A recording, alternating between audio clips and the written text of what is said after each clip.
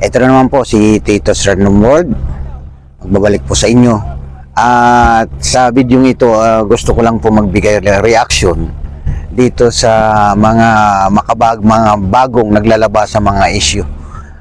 Kung maalala po natin mga kababayan, by the way, bago pala ako magpatuloy, nais ko pong mangumusta sa inyong lahat, sa aking mga subscribers, followers, sa YouTube, TikTok at dito sa Facebook.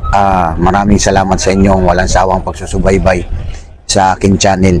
Kami bulag na nagbubulag-bulagan, kami bingin na nagbibingi-bingihan, kami pipisa na ilang kakatahimikan, alam namin lahat kung anong katotohanan. Ngayon po ang ating pag-usapan ay tungkol dito sa latest press briefing ng PCO ni Undersecretary Claire Castro. Kung matatandaan natin, nung nakarang araw, nagkaroon ng press briefing siya tungkol sa bilang na umabot daw ng 4,027 na barangays, drug-free barangays, kung saan tinanong ng isang reporter na si Ma'am Eden Santos ng Net25 kung ano-anong mga pangalan ng mga barangay.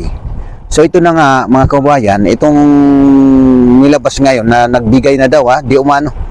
Makikita natin sa video clip mamaya na nagkaroon po ulit ng press briefing na nilatag na yung mga pangalan daw ng mga barangay, pre-resent sa press briefing niya na ang mga pangalan ng mga barangay. Pero hindi pinangalanan isa-isa, di ba?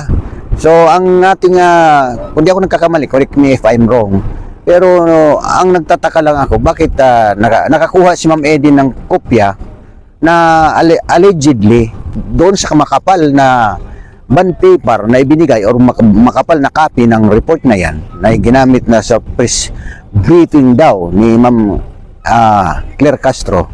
I am not sure, pero makikita natin sa video, kayo na lang ang humusga. Kalahati ay mga blanco. So mga blankong papel pinakita ni Ma'am Eden, mga blankong papel.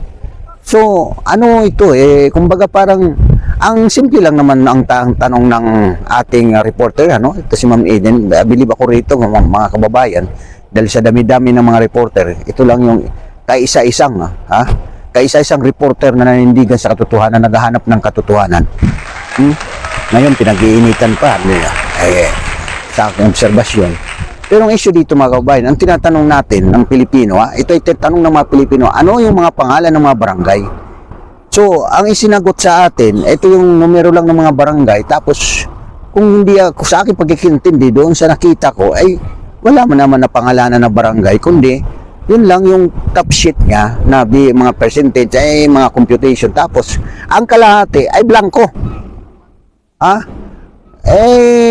Parang pilit kong hindi maniwala, mga kababayan. Alam niyo bakit? Kung sa matitinong isipan na kahit ordinaryong Pilipino, kung alam mo naman blanco, kalahati blanco, kung ako opinion ko ito, kung ako magbibigay ng report or magpapakalat ng report, may blanco, tatanggalin ko kasi mga kababayan, nagtatrabaho din tayo sa opisina. Nag-aano rin tayo ng documentation. Documentation po yan. Taong bayan po ang atin ditong sinasagot, nagtatanong ang taong bayan. Ngayon, kung bibigyan natin ng ganito, na ang kalahati ay blanco, ayon doon sa nakita natin, ipapakita ko sa inyo mamaya ang video clip na kalahati mga blanco, dapat sana bakit pa sinali yung blanco?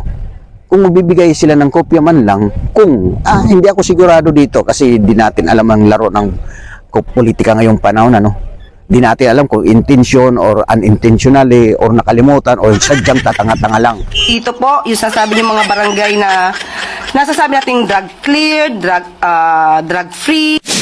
Hawak na natin ngayon yung listahan ng mga pangalan ng drug cleared na mga barangay nationwide. Mga bilang lamang po ng mga barangay yung nandito at wala yung mga pangalan ng mga barangay na ating ang naitanong dun sa previous briefing. Nung tingnan natin ay halos kalahati nito, kaya pala siya makapal habang pinapakita niya kanina sa briefing. Kalahati po nitong mga to ay mga blankong papel. What?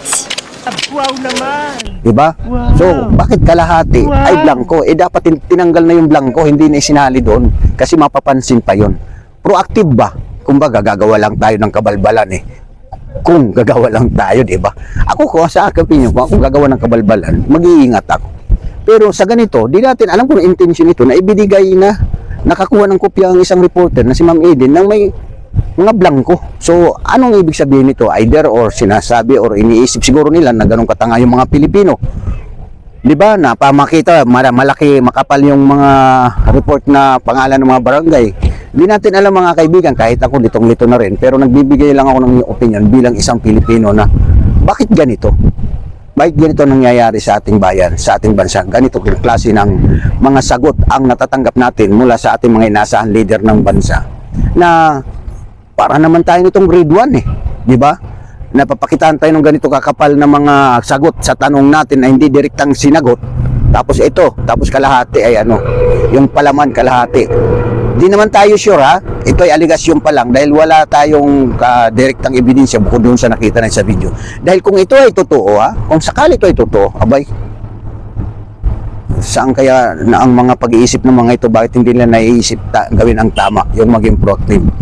Diba? So yun lang mga kaibigan at salamat sa inyong panonood sa bidyong ito at patuloy po tayo manaliksik at sarili po tayong mag-research dahil libre po ang paghanap ng katotohanan. Huwag niyo po ako paniwalaan. Kayo na mismo mag-research sa katotohanan dahil sa ngayon lamang ang may na alam at mahirap makialam kung wala tayong nalalaman. Maraming salamat. God bless us all. God bless the Philippines.